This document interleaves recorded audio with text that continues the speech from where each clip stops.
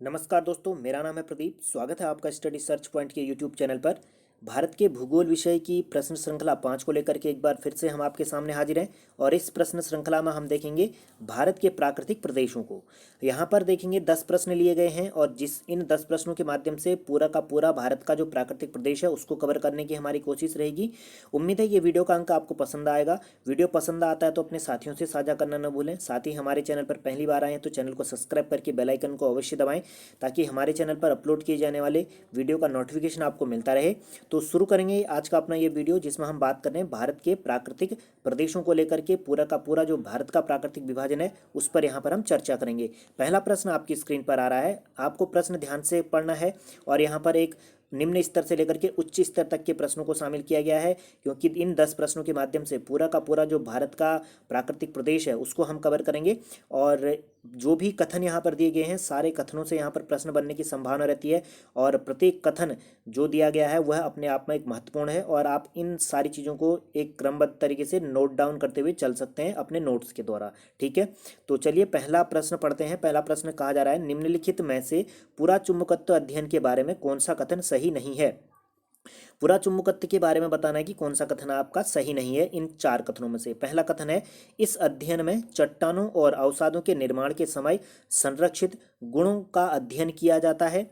इस अध्ययन के अंतर्गत पृथ्वी के चुंबकीय क्षेत्र का भी अध्ययन किया जाता है।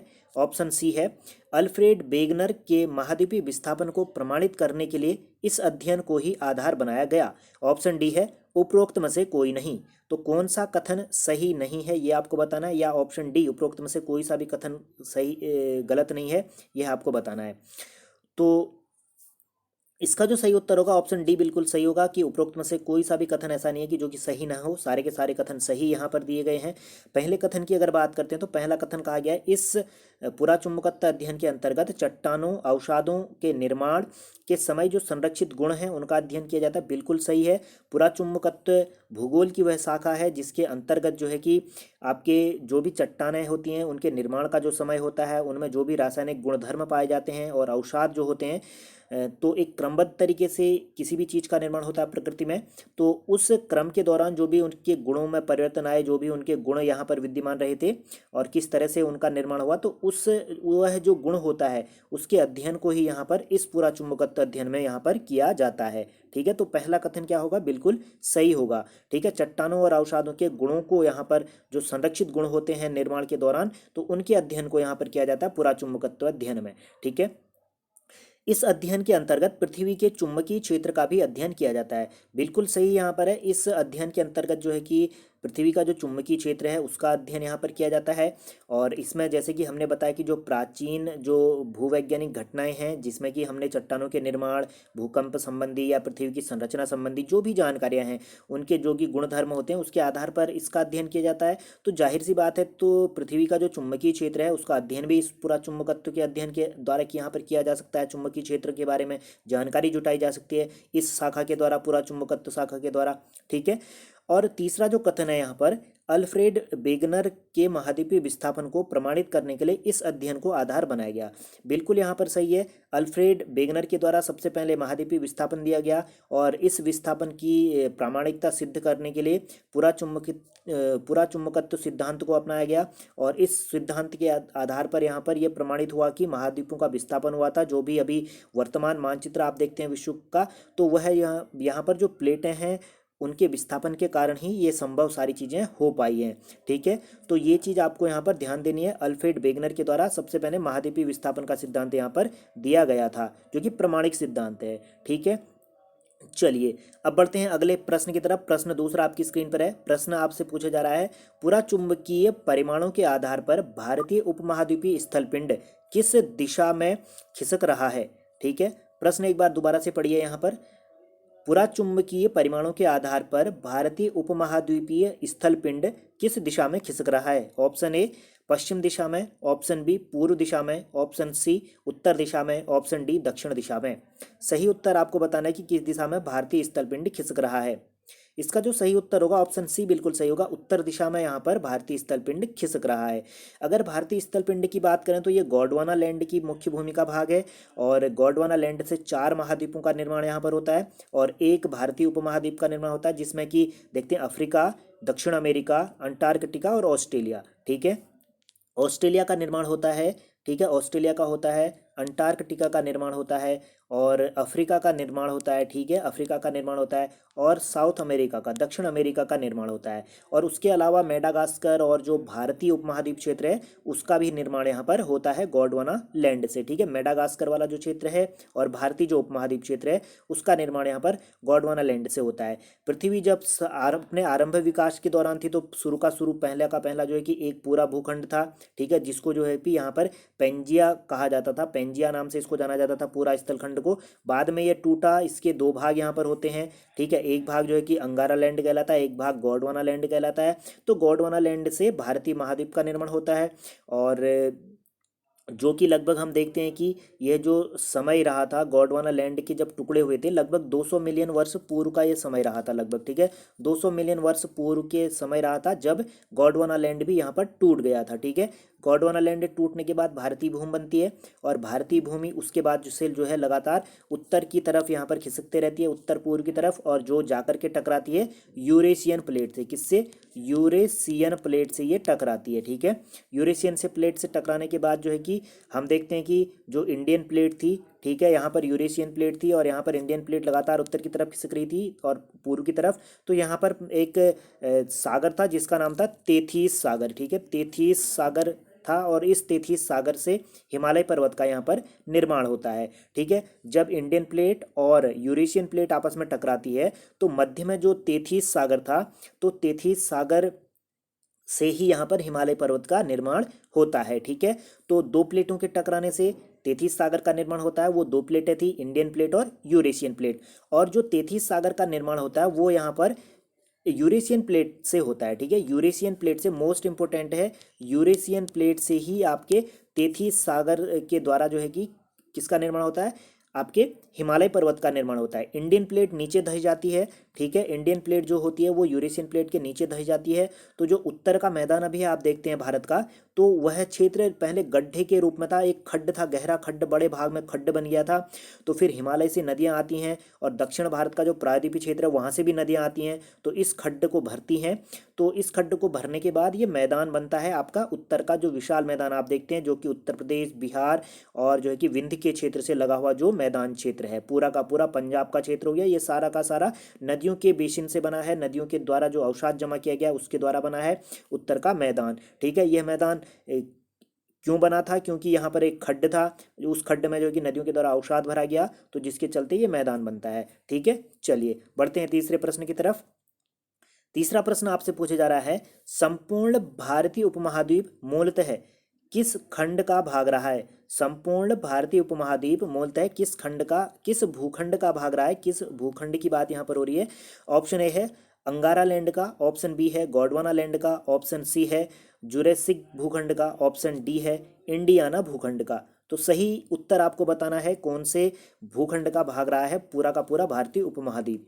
जैसा कि अभी हमने आपको बताया था कि गोंडवाना लैंड से भारतीय उपमहाद्वीप का क्षेत्र बना है, तो ऑप्शन बी बिल्कुल सही होगा, गोंडवाना लैंड से भारतीय उपमहाद्वीप यहाँ पर निर्मित हुआ है। ठीक है, हमने बताया था कि गोंडवाना लैंड जब 200 मिलियन वर्ष पूर्व लगभग बिखर गया था तो उससे 4 महाद्वीपों का निर्माण होता है, और मेडागास्कर और भारतीय क्षेत्र का निर्माण होता है।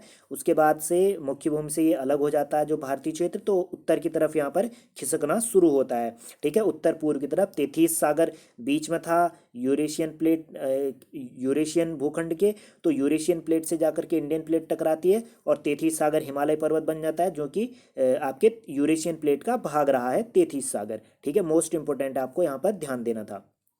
चलिए चौथे प्रश्न की तरफ बढ़ते हैं। चौथा प्रश्न आपकी स्क्रीन पर यहाँ पर आ रहा है, देखिए। चौथा प्रश्न यहाँ से आपसे पूछा जा रहा है, भारत को कितने प्राकृतिक प्रदेशों में विभाजित किया जाता है? भारत को कितने प्राकृतिक प्रदेशों में विभाजित किया जा सकता है? ऑप्शन ए है 6, ऑप्शन बी है 4, ऑप्शन सी है 5, ऑप्शन डी है 3।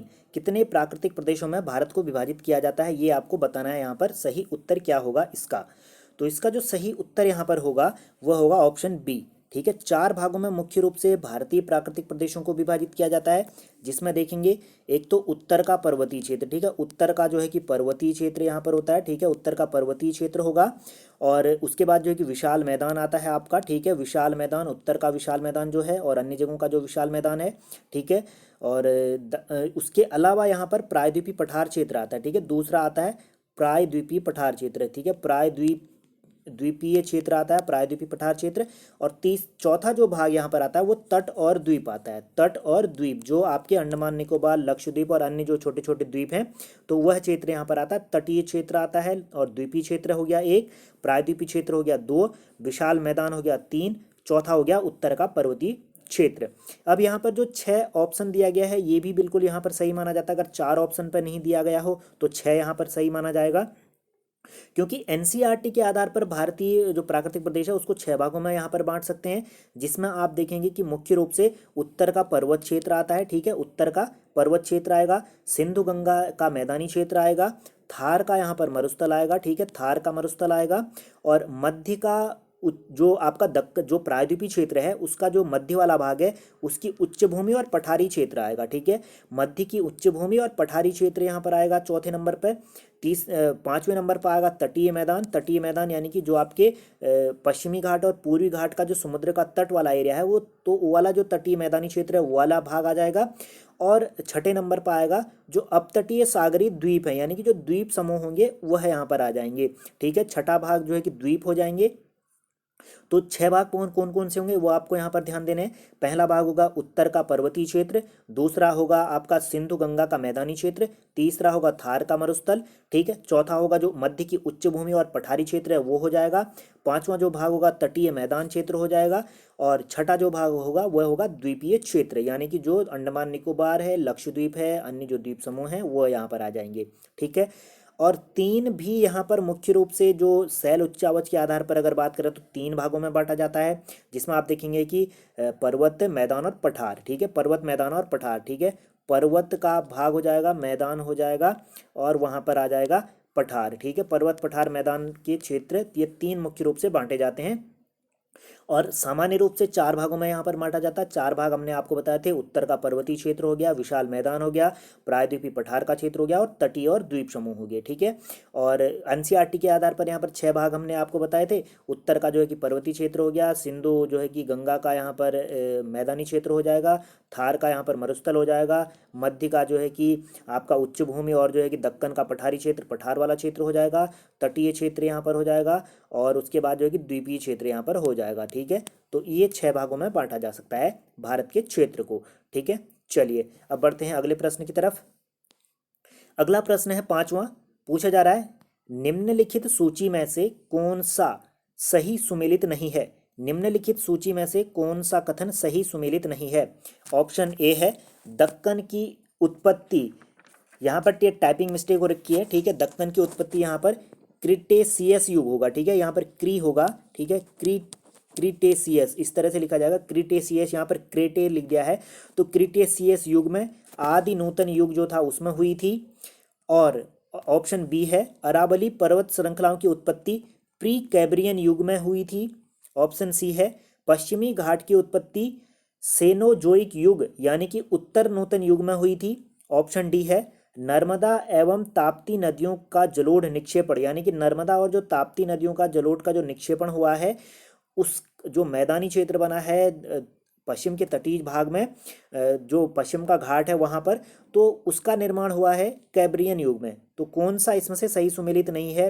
क्या नर्मदा और ताप्ती नदी का जलोढ़ निक्षेपण कैब्रियन युग में हुआ था, नहीं हुआ था। पश्चिमी घाट की उत्पत्ति सेनोजोइक युग में हुई थी या नहीं हुई थी। अरावली पर्वत की उत्पत्ति यहाँ पर प्री कैब्रियन युग में हुई थी, नहीं हुई थी। या दक्कन जो पठार क्षेत्र, जो दक्कन ट्रैप का क्षेत्र है, उसकी उत्पत्ति जो है क्रिटेशियस युग में हुई थी या नहीं हुई थी। तो कौन सा सुमेलित नहीं है, सही है आपको बताना है। इसका जो सही उत्तर होगा ऑप्शन डी बिल्कुल यहाँ पर सही होगा। यह वाला ऑप्शन सुमेलित नहीं है। जो आपका नर्मदा और जो ताप्ती नदी का क्षेत्र है उसका जो निर्माण है वह जो है कि अत्यंत, ठीक है, अत्यंत नूतन युग में हुआ था। अत्यंत नूतन का जो युग था उस काल में हुआ था, ठीक है। अत्यंत नूतन युग के दौरान जो है कि नर्मदा और ताप्ती नदियों के जलोढ़ का निक्षेपण यहाँ पर देखने को मिलता है हमें। और पश्चिमी घाट की जो उत्पत्ति है वह जो है कि सेनोजोइक युग में हुई थी, बिल्कुल सही यहाँ पर बात है। और अरावली पर्वत श्रृंखला की उत्पत्ति प्री कैब्रियन युग में हुई थी, बिल्कुल सही है। और दक्कन का पठारी जो क्षेत्र है उसकी उत्पत्ति क्रिटेशियस युग में यहाँ पर हुआ था, ठीक है। क्रिटेशियस युग में हमें देखने को मिलती है दक्कन के पठार के क्षेत्र की उत्पत्ति, ठीक है। तो ये यहाँ पर आपको ध्यान देना, मोस्ट इंपोर्टेंट ये चीज़ है, ठीक है। देखिए थोड़ा सा बात कर लेते हैं, अब युग की बात आ रही है तो देखिए वैज्ञानिकों के द्वारा भूगोल क्षेत्र के जानकारी की को जानने के लिए जो है कि तीन मुख्य रूप से तो तीन भागों में इनको बांटा हुआ है, ठीक है। तीन भागों में यहाँ पर बांटा हुआ है मुख्य रूप से। जो तीन भाग यहाँ पर आपको देखने मिलते हैं, एक तो आपको देखने को मिलता है ईओन युग, ठीक है, ईओन, ठीक है, ईओन युग यहाँ पर देखने को मिलता है, ठीक है।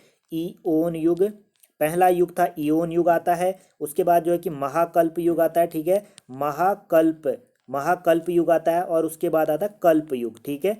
तो ये तीन युग मुख्य रूप से बांटे जाते हैं, ईओन युग, महाकल्प युग और कल्प युग। और लेकिन अगर हम देखें मोटे तौर पर अगर हम देखेंगे तो जो आपका महाकल्प युग था, ठीक है, महाकल्प का जो युग था, दूसरा जो युग था महाकल्प युग, उसको मुख्य रूप से यहाँ पर पांच भागों में बांट सकते हैं। और जो पांच भागों में यहाँ पर हम बांटते हैं तो उसमें हम यहाँ पर देखते हैं कि जो पहला युग आता है, पांच भागों में जब हम बांटते हैं, पहला युग आता है, क्या आता है, अशोइक युग, ठीक है। अजोइक युग यहाँ पर आता है, अजोइक, ठीक है, अशोइक नहीं, अजोइक युग, ठीक है। क्या आएगा, अजोइक, ठीक है। अजोइक युग आता है पहला युग, अजोइक युग। दूसरा युग आता है पैलियोजोइक युग, ठीक है, पैलियोजोइक युग आता है, दूसरा युग आता है पैलियोजोइक। तीसरा जो युग आता है वो आता है मेसोजोइक युग, मेसोजोइक युग आता है तीसरा युग।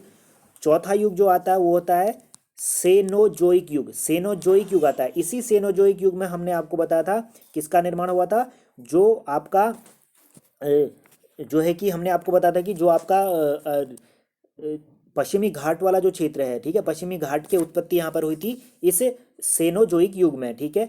और सेनोजोइक युग के बाद आता है नियोजोइक, ठीक है, नियोजोइक युग आता है, ठीक है। पहला युग अजोइक युग हो गया, दूसरा युग जो है कि पैलियोजोइक युग हो गया, तीसरा युग हो गया मैसोजोइक युग हो गया, चौथा युग हो गया सेनोजोइक युग हो गया, और पांचवा जो युग है वो है नियोजोइक युग हो गया। ये पांच युग आपको ध्यान देने मुख्य रूप से हैं, यहाँ से प्रश्न पूछे जाते हैं।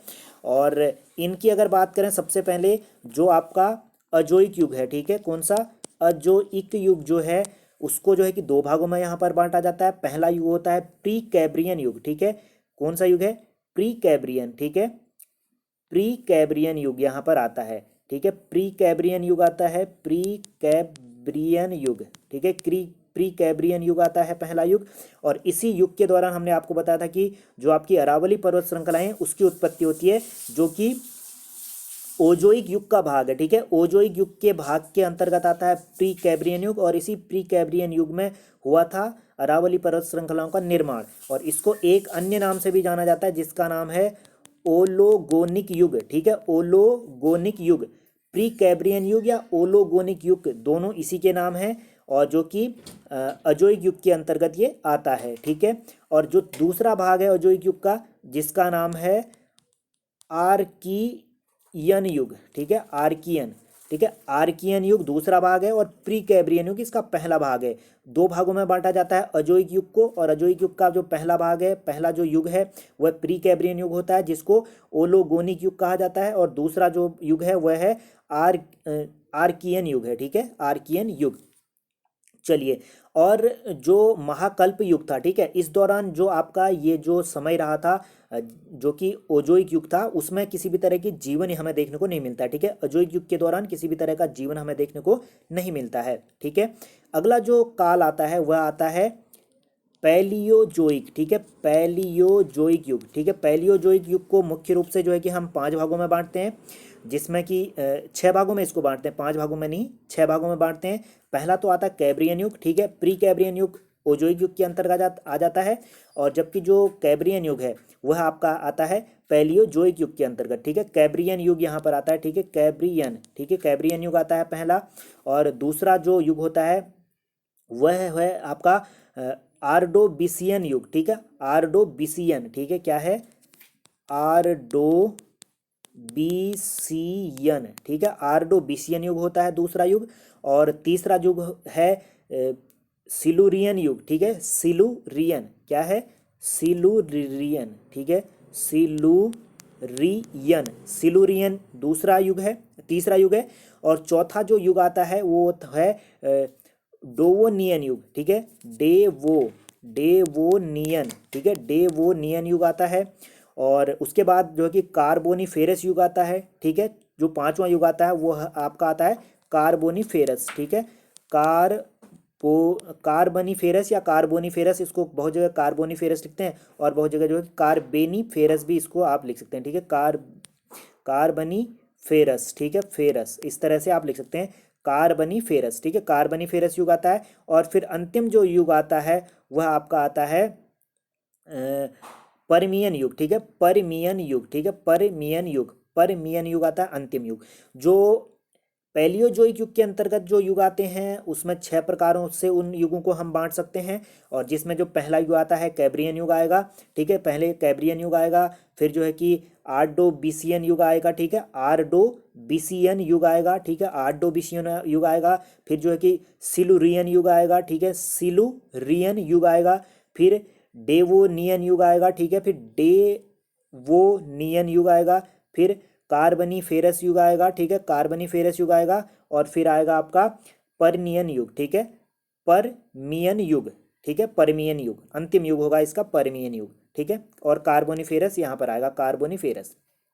चलिए, अगला जो युग यहाँ पर आता है वह युग आता है कौन सा, मेसोजोइक युग, ठीक है, मेसोजोइक, ठीक है, मेसोजोइक। हम तीन युग, दो युगों के बारे में बात कर चुके हैं, कौन कौन से, अजोइक युग और पैलियोजोइक युग। पैलियोजोइक युग के बाद आता है मेसोजोइक युग, ठीक है, कौन आता है, मेसोजोइक युग। इसको द्वितीय चरण भी कहा जाता है, युग का द्वितीय चरण, क्योंकि जो ओजोइक युग था उस दौरान तो किसी भी तरह के जीव यहाँ पर नहीं मिलते हैं, लेकिन जीवों की उत्पत्ति हमें देखने को मिलती है अब पैलियोजोइक युग, जो कैब्रियन युग था पैलियोजोइक युग के दौरान से देखने को मिलती है, तो वो पहला चरण होता है। और जो कि जो मेसोजोइक युग है, ठीक है, मेसोजोइक जो युग है उसके वह दूसरा चरण यहाँ पर कहलाता है, ठीक है, मेसोजोइक युग, ठीक है, मेसोजोइक युग जो है उसको दूसरा चरण कहा जाता है। और इसको हम यहाँ पर जो है कि 4 भागों में बांटते हैं, और इसको यहाँ पर 3 भागों में बांटते हैं, ठीक है, 3 भागों में बांटते हैं, 4 भागों में नहीं बांटते मेसोजोइक युग को। जिसमें आप देखेंगे तो एक तो जो पहला युग है वह है ट्रीएसियक युग, ठीक है, ट्रीएसियक, ठीक है, कैसे लिखेंगे आप इसको, इस तरह से यहाँ पर लिखे जाएगा ट्रीएसिक युग, ठीक है, ट्रीएसिक युग, ट्रीएसिक युग है पहला। और उसके बाद जो है कि जूरैसिक युग आता है, ठीक है, जूरैसिक, ठीक है, जूरैसिक युग आता है अगला।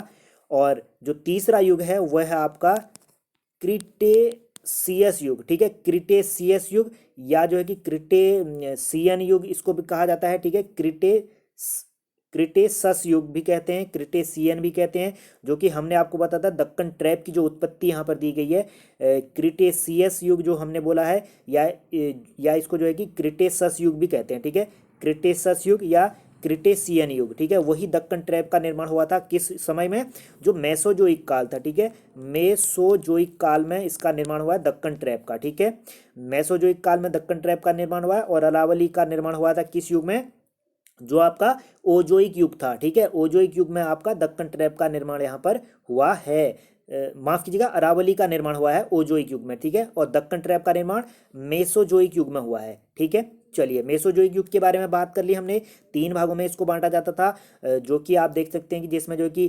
ट्रिएसिक युग में बांटा जाएगा, जुरैसिक युग में बांटा जाएगा, और क्रिटेशियस युग या क्रिटेसस युग में बांटा जाएगा, ठीक है, क्रिटेशियस या क्रिटेसस अलग अलग जगह लिखा है, जिसको आदि नूतन का समय भी कहा जाता है, ठीक है।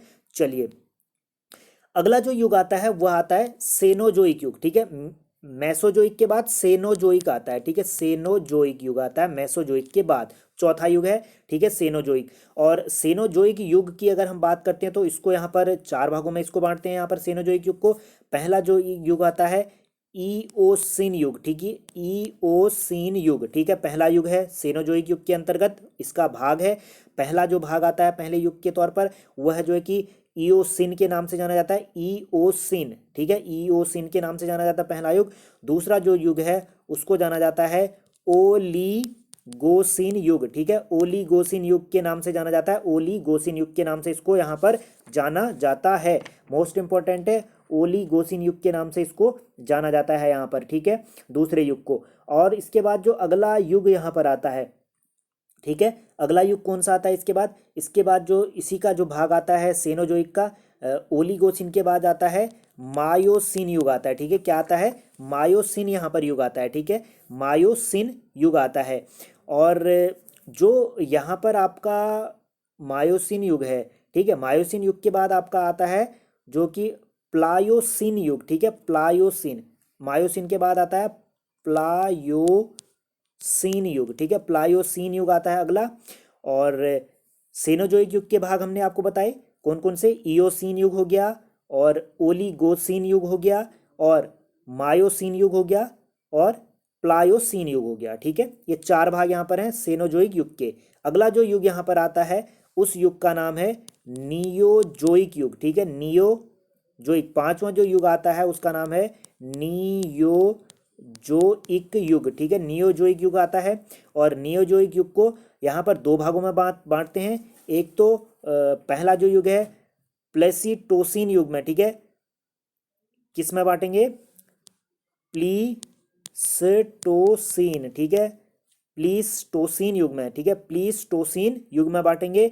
और दूसरा जो युग होता है वो होलोसिन युग में, ठीक है, होलोसिन युग जो है वो सबसे नवीन युग है, ठीक है, होलोसिन युग, ठीक है, होलोसिन युग जो है कि वो सबसे नवीन युग है।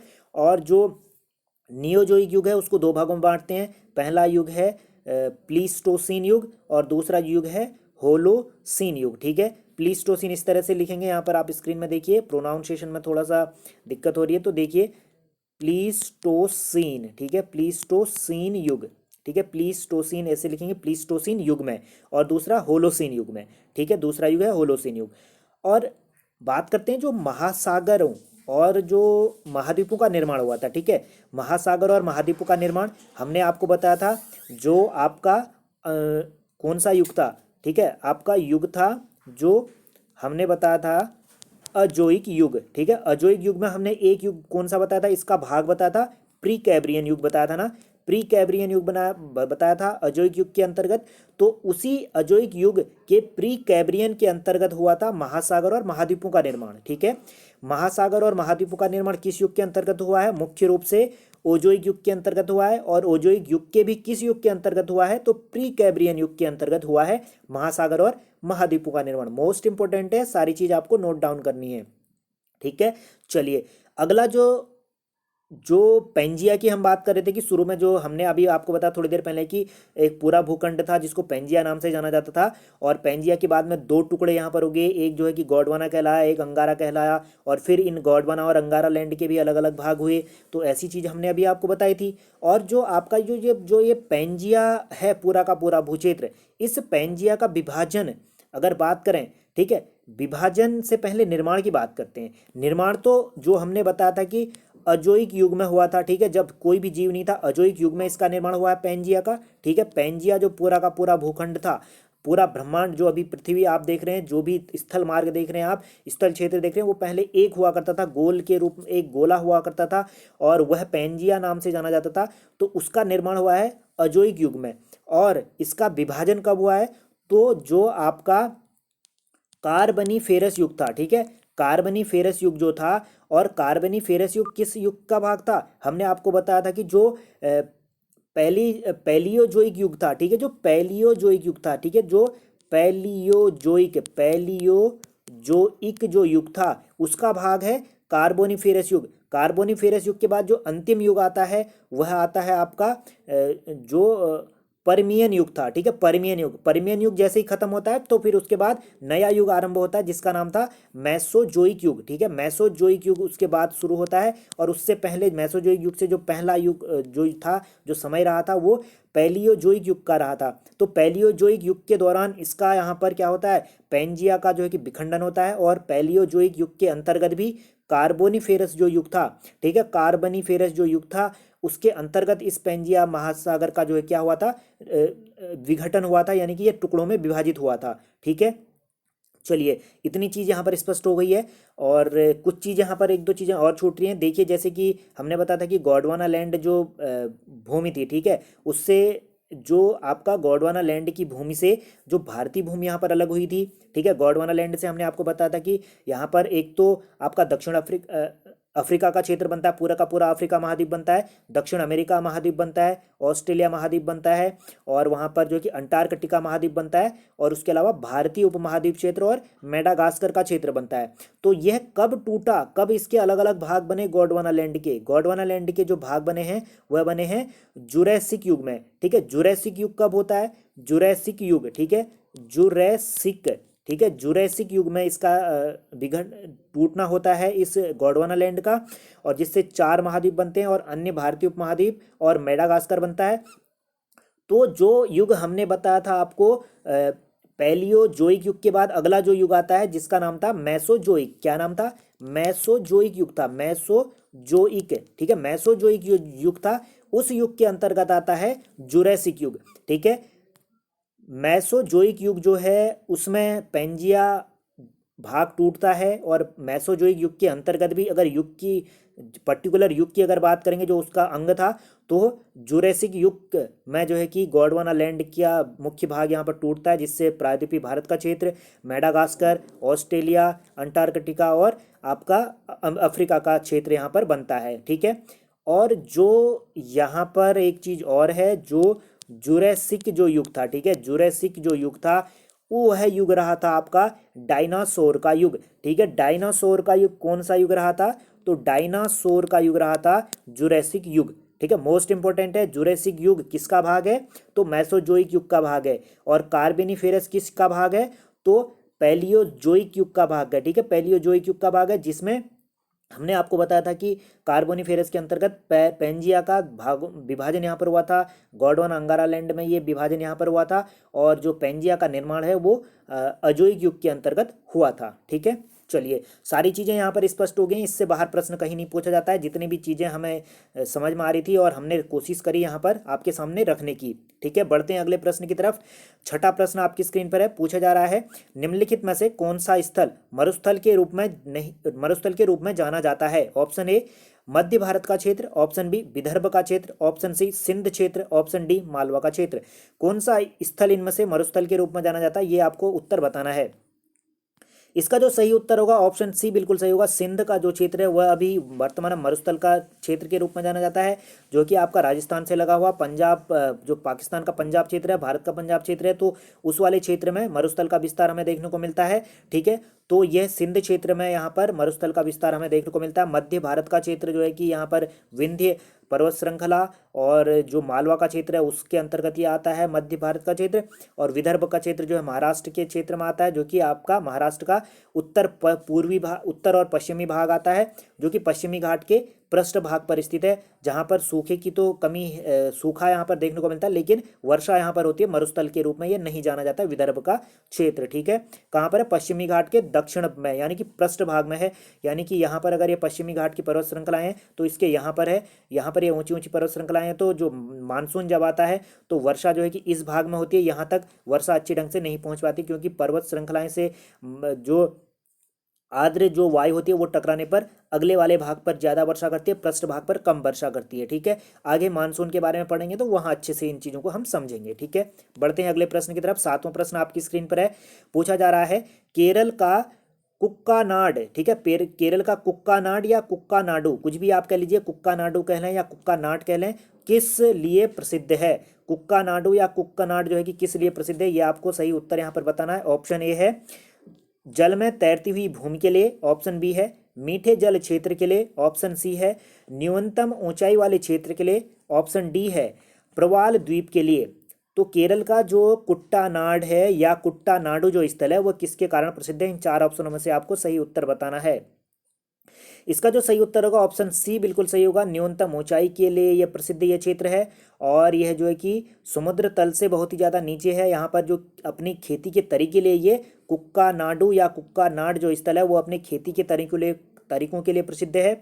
और इस स्थल को ही जो आपका केरल का, ठीक है, केरल का धान, ठीक है, केरल का धान का कटोरा किसको कहा जाता है, तो कुट्टा नाडू या जो है कि कुट्टा नाट को कहा जाता है। ठीक है, कुट्टा नाडू या कुट्टा नाट को ही केरल के धान का कटोरे के रूप में जाना जाता है। ठीक है, केरल का धान का कटोरा किसको कहा जाता है, तो कुट्टा नाडू को कहा जाता है। मोस्ट इंपोर्टेंट है।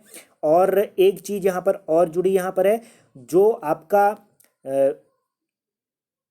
खाद्य और कृषि संगठन है, ठीक है, खाद्य एवं कृषि संगठन जो विश्व का है, जिसका जो कि संक्षेप में इसको FAO के नाम से जाना जाता है। ठीक है, खाद्य एवं कृषि संगठन, ठीक है, खाद्य एवं कृषि संगठन को के द्वारा जो है कि इस क्षेत्र को वैश्विक महत्वपूर्ण कृषि विरासत प्रणाली में शामिल किया गया। ठीक है, केरल के किस भाग को वैश्विक महत्वपूर्ण कृषि विरासत प्रणाली के रूप में घोषित किया गया है, तो कुट्टानाडु को या कुट्टानाड को यहाँ पर शामिल किया गया है। किसने करा है, तो FAO ने करा है, जो जिसका पूरा नाम होता है खाद्य एवं कृषि संगठन।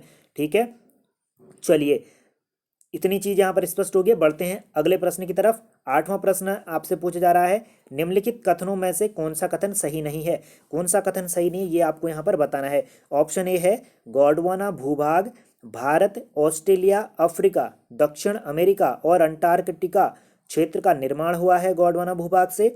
ऑप्शन बी है भारतीय प्लेट गोंडवाना लैंड की मुख्य भूमि से अलग होकर यूरेशियन प्लेट से टकराई थी। ऑप्शन सी है यूरेशियन प्लेट और इंडियन प्लेट के मध्य तैथीज सागर वलित होकर हिमालय पर्वत के रूप में विकसित हुआ। ऑप्शन डी है भारतीय प्लेट से हिमालय पर्वत का निर्माण हुआ है। तो सही उत्तर आपको बताना है कि कौन सा इन चार कथनों में से गलत दिया गया है। इसका जो सही उत्तर होगा ऑप्शन डी बिल्कुल यहाँ पर होगा। ये गलत यहाँ पर कथन दिया गया है। पहले कथन की अगर बात करें, जैसा कि हमने इससे पहले भी बताया है, भारत की जो है कि मुख्य भूमि जो है वह गोंडवाना लैंड का भाग है। इसके अलावा 4 महाद्वीप बनते हैं इससे, ऑस्ट्रेलिया और अफ्रीका और दक्षिण अमेरिका के साथ अंटार्कटिका और मेडागास्कर का क्षेत्र भी इसी गोंडवाना लैंड की भूमि से बनता है, जो कि हमने आपको बताया था जुरेसिक युग में। ठीक है, जुरेसिक युग में हमने आपको बताया था, जुरेसिक युग में यह इसका विभाजन देखने को मिलता है, जो कि आपका मेसोजोइक युग का भाग था। ठीक है, किसका, मेसोजोइक युग का ये भाग रहा था। ठीक है, मेसोजोइक युग का भाग रहा था जुरेसिक युग। ठीक है, इसी दौरान जो है कि गोंडवाना लैंड का विभाजन होता है, जिसमें मेडागास्कर, भारत, ऑस्ट्रेलिया, अंटार्कटिका जो अलग भूखंड बनते हैं। और डायनासोर का युग भी यही कहलाता है, जो आपका जुरेसिक युग था या जो मेसोजोइक युग था उसको कहा जाता है। ठीक है, भारतीय प्लेट जो है कि कहा जा रहा है, दूसरा कथन था भारतीय प्लेट गोंडवाना लैंड की मुख्य भूमि से अलग होकर के यूरेशियन प्लेट से टकराई थी। बिल्कुल सही है, मुख्य भूमि से टकराने के बाद ये यूरेशियन प्लेट से टकराई थी। उत्तर और पूर्व की तरफ इसका जो है कि विस्तार हमें देखने को मिलता है। और यूरेशियन प्लेट जो है और इंडियन प्लेट जो है उसके मध्य में तैतीस सागर था। बिल्कुल सही है, तैतीस सागर था। और यही तैतीस सागर वलित होकर के नवीन मोरदार पर्वत के रूप में हिमालय पर्वत की श्रृंखलाएं ये बनाता है, जो कि लगभग 2400 किलोमीटर के आसपास लगभग ये है शायद। ठीक है, जो कि पश्चिम से पूर्व की तरफ इसका विस्तार देखने को मिलता है। पश्चिम में ऊंची पर्वत श्रृंखलाएं हैं, जबकि पूर्व में कम ऊंची पर्वत श्रृंखलाएं यहाँ पर हैं। अगले वीडियो के अंकों में ज़्यादा विस्तार से जानेंगे इन पर्वत श्रृंखलाओं के बारे में। ठीक है, और जो चौथा कथन यहाँ पर था, कहा जा रहा था कि जो भारतीय प्लेट है वह भारतीय प्लेट से हिमालय पर्वत का निर्माण हुआ है। तो जो बिल्कुल गलत है, यहाँ पर भारतीय प्लेट से नहीं हुआ है, बल्कि यूरेशियन प्लेट से हिमालय पर्वत का निर्माण हुआ है, जो कि आपकी ग्रेनाइट के, इसका जो मध्य महान हिमालय का क्षेत्र है वो ग्रेनाइट चट्टानों से बना हुआ है। और बेसाल्ट की चट्टानों से इसका निर्माण हमें देखने को मिलता है। और साथ ही अवसादी शैलों से भी निर्माण हमें देखने को मिलता है हिमालय पर्वत श्रृंखलाओं का। ठीक है, नवीन जो पर्वत श्रृंखलाएं हैं उसको कहा जाता है शिवालिक पर्वत श्रृंखलाएं। उसके बाद जो है कि मध्य हिमालय पर्वत श्रृंखलाएं, लघु हिमालय आता है, फिर महान हिमालय आता है, फिर उच्च हिमालय आता है, जो कि ट्रांस हिमालय के नाम से जाना जाता है। ठीक है, तो इसीलिए हिमालय पर्वत का जो निर्माण है वह यहाँ पर इंडियन प्लेट से न होकर के यूरेशियन प्लेट से हुआ है। मोस्ट इंपोर्टेंट है, तैतीस सागर के द्वारा ही हिमालय पर्वत का निर्माण हुआ है। तैतीस सागर में जो अवसाद, जो सिल्ट थी, जो चट्टानें थी, वह वलित हो गई थी। वलित किस कारण हुई थी, जब भारतीय प्लेट और यानी कि इंडियन प्लेट और यूरेशियन प्लेट आपस में टकराई, तो इंडियन प्लेट यूरेशियन प्लेट के नीचे चली गई, तो जिसके चलते जो तैतीस सागर था वह जो है कि ऊपर उठ गया और उसमें मोड़ आ गए, वलित हो गया, और जो हिमालय के रूप में जाना जाता है। ठीक है, चलिए 9वां प्रश्न आपकी स्क्रीन पर है। आपसे पूछा जा रहा है निम्नलिखित कथनों में से कौन सा कथन सही नहीं है। ऑप्शन ए, हिमालय श्रृंखला में ऊंचे पर्वत शिखर, गहरी घाटियां, तेज बहने वाली नदियों के साथ तराई भाग में पाताल तोड़ कुएं पाए जाते हैं। ऑप्शन बी है, प्रायद्वीपीय पठार के उत्तरी किनारे के धंसने के कारण बृहद द्रोणी का निर्माण हुआ। ऑप्शन सी है, उत्तर का मैदान प्रायद्वीपीय नदियों और हिमालय की नदियों के अवसाद के जमा होने के फलस्वरूप बना। ऑप्शन डी है, प्रायद्वीपीय पठार का निर्माण, यहाँ पर टाइपिंग मिस्टेक है, यहाँ पर ये आग्नेय होगा, ठीक है, आग्नेय, आग्नेय शैल और अवसादी शैलों से हुआ है। आदमी यहाँ पर मिस्टेक हुआ है, आग्नेय और अवसादी शैलों से हुआ है। तो इनमें से कौन सा कथन सही नहीं है, ये आपको बताना है इन 4 कथनों में से। इसका जो सही उत्तर होगा ऑप्शन डी बिल्कुल सही होगा। डी यहाँ पर कथन गलत दिया गया। पहले कथन की अगर बात करें, देखिए जो हिमालयी पर्वत श्रृंखला है, सबसे ऊंचे पर्वत शिखर यहाँ पर पाए जाते हैं। विश्व का सबसे ऊंचा पर्वत शिखर यहीं पर है, 8,848 जो है कि 8,848 मीटर की ऊंचाई पर। एवरेस्ट जो कि नेपाल में है, इसी हिमालय पर्वत श्रृंखला की सबसे ऊंची चोटी है। उसके बाद जो है कि गॉडविन आस्टिन K2 यहाँ पर सबसे ऊंची चोटी है। फिर उसके बाद देखते हैं कंचनजंगा जो है कि ऊंची चोटी यहाँ पर है। तो सबसे ऊंची चोटियाँ, ऊंचे पर्वत शिखर हिमालय पर्वत पर पाए जाते हैं। गहरी घाटियाँ पाई जाती हैं। ऊंचे पर्वत हैं तो जाहिर सी बात है गहरी घाटियाँ भी पाई जाएंगी। हिमालय पर्वत है तो तेज बहने वाली नदियाँ पाई जाएंगी, क्योंकि यहाँ पर हमेशा जल की भरपूर मात्रा रहती है, तो तेज बहने वाली नदियाँ यहाँ पर पाई जाएंगी। और हिमालय की तराई के क्षेत्र में अगर हम बढ़ते हैं, जो मैदान जहाँ से लगता है, तो वहाँ पर पाताल तोड़ कुएँ पाए जाते हैं, क्योंकि वहाँ पर वर्षा ज़्यादा होती है, तो जिसके कारण यहाँ पर पाताल तोड़ कुएँ जमीन से, स्थल भाग से, भूखंड से जो है कि स्वयं ही धरातल पर जो है कि एक तीव्र बहाव के रूप में धरती पर यहाँ पर जल आता है, तो वही पाताल तोड़ कुएं कहलाते हैं। यानी कि छोटी सी गहराई पर भी खोदने के बाद जल जो है कि उत्पन्न हो जाता है, जल निकल जाता है, धरातल पर आ जाता है जल, ठीक है। तो वही पाताल तोड़ कुएं यहाँ पर पाए जाते हैं, बिल्कुल सही है। बी वाला जो कथन है यहाँ पर कहा जा रहा है प्रायद्वीपीय पठार के जो है कि निचले भाग, उत्तरी जो भाग था वह नीचे धंस गया, जिसके कारण बृहद द्रोणी का निर्माण हुआ, बिल्कुल सही है। हमने आपको बताया था कि इंडियन प्लेट और यूरेशियन प्लेट जब आपस में टकराती हैं, तो यहाँ पर जो उत्तर का जो भाग था वह इंडियन प्लेट का यूरेशियन प्लेट के नीचे चले गया, जो कि धंस गया था, और एक गहरा खड्ड वहां पर बन गया था, बड़ा सा क्षेत्र पर खड्डे यहाँ पर बन गया था, जो कि बृहद नदी द्रोणिका यहाँ पर निर्माण होता है उसके बाद। और हम देखते हैं कि प्रायद्वीपीय पठार की नदियाँ बहने लगती हैं, यहाँ से हिमालय की नदियाँ बहने लगती हैं, इस खड्ड को भरती हैं, तो जिसके कारण यहाँ पर नदियों के अवसाद से उत्तर का विशाल मैदान यहाँ पर बनता है, ठीक है। अब यहाँ पर बीच में खड्डे है, यहाँ से नदी बह रही है, यहाँ से नदी बह रही है, अपर्दन कार्य कर रहे हैं, बीच में पर्वत आ रहे हैं, पर्वतों का अपर्दन कर रही है, काट रही है, अपने साथ जो है कि पत्थर, जो है कि कंकड़ पत्थर मिट्टी सब बहा के ला रही हैं, तो इस खड्ड में जमा कर देंगी। जब तक ये खड्ड भरेगा नहीं तब तक नदी आगे बहेगी नहीं, इसमें पानी गिरता रहेगा। तो इसके कारण यहाँ जो खड्ड था, इस खड्ड में जो है कि नदियों ने जो है निक्षेपण करा, अपने अवसाद को जमा करा, तो जिसके कारण उत्तर का मैदानी क्षेत्र यहाँ पर बनता है, ठीक है। तो उत्तर भारत की नदियों और प्रायद्वीपीय क्षेत्र से बहने वाली नदियों के कारण उत्तर भारत का मैदान यहाँ पर निर्मित होता है, ठीक है।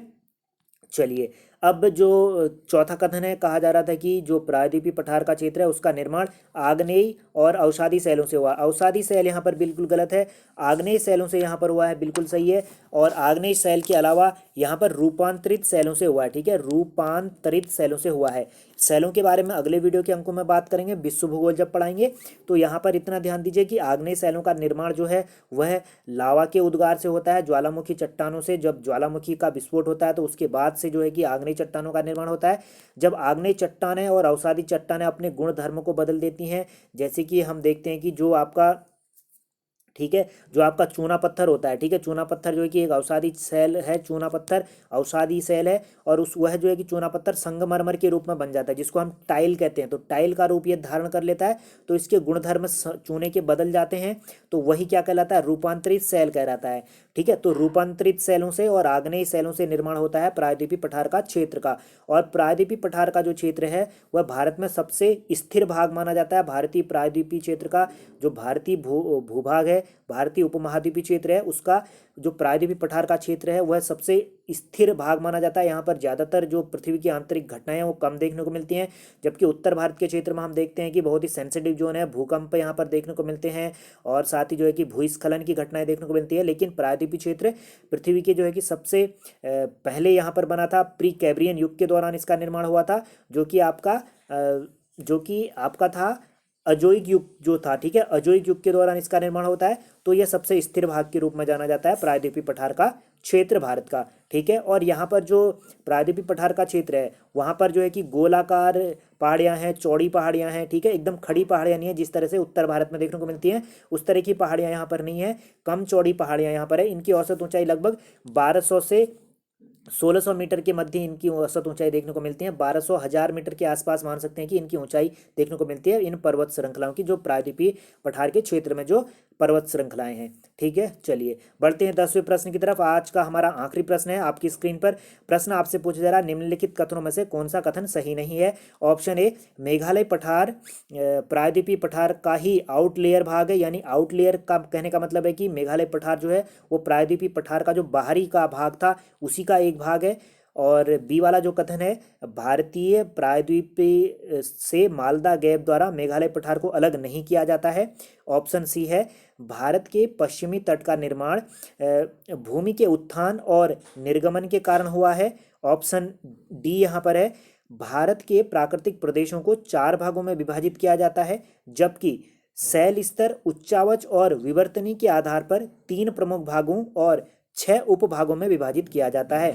तो कौन सा कथन यहाँ पर सही नहीं है ये आपको बताना है। इसका जो सही कथन यहाँ पर होगा वह होगा ऑप्शन सी। यहाँ पर ऑप्शन बी सही यहाँ पर होगा, ठीक है। बी वाला कथन जो है वो सही यहाँ पर नहीं दिया गया है, ठीक है। बी वाला कथन क्या है, वो यहाँ पर सही नहीं दिया गया है। तो पहला जो कथन यहाँ पर है वह बिल्कुल सही है। जो भारत का जो है कि मेघालय का जो पठार क्षेत्र है वह प्रायद्वीप के पठार के क्षेत्र में यहाँ पर वो करता है। सही उत्तर जो यहाँ पर था इसका था ऑप्शन बी, बिल्कुल यहाँ पर ये गलत दिया गया है। और पहले कथन की अगर बात करें तो यहाँ पर कहा गया कि मेघालय का पठार भारतीय प्रायद्वीपीय पठार के क्षेत्र का एक आउटलेयर भाग है, यानी कि बाहरी भाग है। तो बिल्कुल सही बात यहाँ पर है।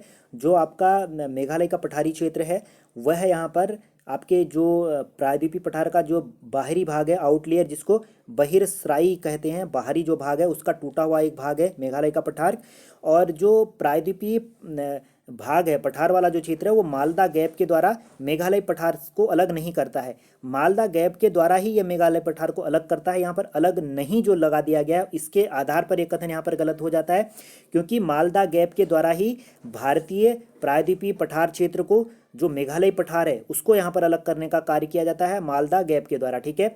मालदा गैप ही मेघालय के पठार और शेष भारतीय प्रायद्वीपीय पठार को यहाँ पर अलग करने का कार्य करता है, ठीक है। ऑप्शन सी यहाँ पर था कि भारत के पश्चिमी तट का निर्माण भूमि के उत्थान और निर्गमन के कारण हुआ है। बिल्कुल सही यहाँ पर है। पश्चिमी तट का निर्माण जो है वो भूमि के निर्गमन और उत्थान के कारण यहाँ पर देखने को हमें मिलता है।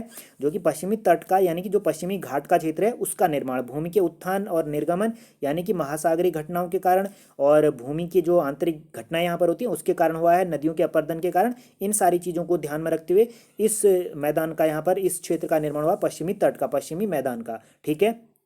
चलिए डी वाला जो कथन यहाँ पर था, कहा जा रहा था कि भारत के प्राकृतिक प्रदेशों को 4 भाग में बांटा जाता है। बिल्कुल सही है। मुख्य रूप से इससे पहले भी हमने बताया था कि 4 भागों में बांटा जाता है। उत्तर का मैदानी हो गया, ठीक है, उत्तर का पर्वतीय क्षेत्र हो गया, वो विशाल मैदान हो गया, उत्तर का जो विशाल मैदान है, और प्रायद्वीपीय पठार का क्षेत्र यहाँ पर हो गया, और उसके अलावा तटीय और द्वीपीय क्षेत्र यहाँ पर हो गया। 4 मुख्य भाग यहाँ पर हो गए, ठीक है। कौन सा, एक तो हिल एरिया हो गया नॉर्थ का, और जो है कि उसके बाद जो कि प्लेन एरिया हो गया, विशाल मैदान हो गया, प्रायद्वीपीय क्षेत्र हो गया, प्लेनेट वाला एरिया हो गया, ठीक है। और उसके बाद जो है कि तटीय क्षेत्र यानी कि आइलैंड और द्वीप यहाँ वाले क्षेत्र यहाँ पर हो गए, ठीक है।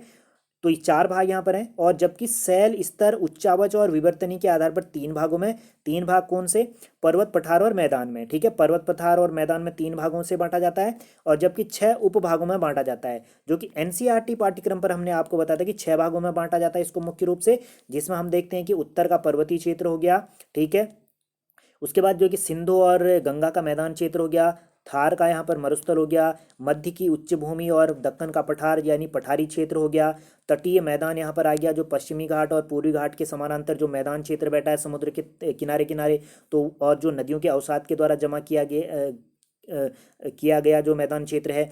और तीसरा जो छठा यहाँ पर भाग है वह है आपका द्वीपीय क्षेत्र, जो आपके सागर तटीय जो द्वीपीय क्षेत्र हैं जिसमें अंडमान लक्षद्वीप वाले क्षेत्र आते हैं, वो सारे यहाँ पर हैं। तो इससे पहले भी हम आपको ये सारी चीज़ें बता चुके हैं, ठीक है। तो चलिए, उम्मीद है ये वीडियो का अंक आपको पसंद आया होगा। 10 प्रश्न हमने यहाँ पर के माध्यम से कोशिश करी कि जो पूरा का पूरा जो भारत का प्राकृतिक प्रदेश है उसको जानने की, इन 10 प्रश्नों के माध्यम से। इन 10 प्रश्नों में से आपने कितने प्रश्न यहाँ पर हल करे हैं, ये आप हमारे कमेंट बॉक्स के द्वारा अवश्य यहाँ पर अवगत कराएं। और साथ ही आप वीडियो में किस तरह के सुधार चाहते हैं, क्या परिवर्तन चाहते हैं, क्या आपके विचार हैं, उसको लेकर के भी आप कमेंट बॉक्स में कमेंट करें। हमारे चैनल पर पहली बार आए तो चैनल को सब्सक्राइब करना ना भूलें और बेल आइकन अवश्य प्रेस करें, ताकि हमारे चैनल पर अपलोड किए जाने वाले वीडियो का नोटिफिकेशन आपको मिलता रहे। साथ ही हमारे चैनल पर ज़्यादा से ज़्यादा दोस्तों को अपने जोड़ने की कोशिश करें, और हमारे वीडियो को कम से कम साझा तो आप कर ही सकते हैं अपने दोस्तों के साथ। भले ही आप हमारे चैनल को सब्सक्राइब करें या ना करें, लेकिन आगे हमारे वीडियो को आप शेयर करने की कोशिश करें, ऐसी हम आपसे उम्मीद रखते हैं। जाते जाते कुछ चीज़ें महत्वपूर्ण हैं, उनको यहाँ पर देख लेते हैं। देखिए, सबसे पहले हम देखते हैं जो भारत का यहाँ पर जो विभाजन क्षेत्र है उसके बारे में यहाँ पर चर्चा कर लेते हैं। ठीक है, देखिए सारी चीज़ें आपके सामने लिखी पड़ी हैं। यहाँ पर मानचित्र पे सारी चीज़ें हैं, और राज्यों की स्थिति यहाँ पर आपको बताने की ज़रूरत नहीं है, कौन सा राज्य कहाँ पर है, किसके अंतर्गत आता है। तो देखिए यहाँ पर जो क्षेत्र आप देख रहे हैं, ठीक है, ये वाला क्षेत्र यहाँ पर से ये पूरा आप देख रहे हैं, ये पूरा उत्तर का पर्वतीय क्षेत्र है। पूरा का पूरा जो ये क्षेत्र आप देख रहे हैं, ये उत्तर का जो है कि पर्वतीय क्षेत्र के रूप में यहाँ पर आता है। ठीक है, और इसके अलावा यहाँ पर आप नीचे देख रहे होंगे ये वाला जो क्षेत्र है, ठीक है, ये वाला जो क्षेत्र यहाँ पर है, ये पूरा का पूरा आपका मैदान के क्षेत्र के रूप में जाना जाता है। ठीक है, मैदान के क्षेत्र के रूप में जाता है उत्तर का मैदान। और यहाँ पर जो ये क्षेत्र देख रहे हैं, ये थार के मरुस्थल के रूप में जाना जाता है। ठीक है, थार का मरुस्थल के रूप में ये क्षेत्र जाना जाता है।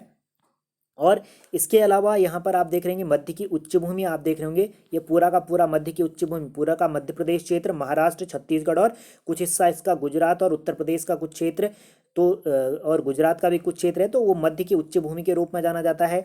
और दक्कन का पठार आप देख रहे होंगे, यहाँ पर पूरा का पूरा जो दक्कन का पठार यहाँ पर है, ठीक है, पूरा का पूरा जो यहाँ पर दक्कन का पठार है, इतना पूरा ये दक्कन का पठार यहाँ पर आता है आपका, जिसमें देखेंगे कर्नाटक, तमिलनाडु, केरल, आंध्र प्रदेश, पूरा का पूरा तेलंगाना, छत्तीसगढ़, उड़ीसा का क्षेत्र, और ये सारे क्षेत्र किस में आते हैं, आपके दक्कन के पठार के अंतर्गत आते हैं।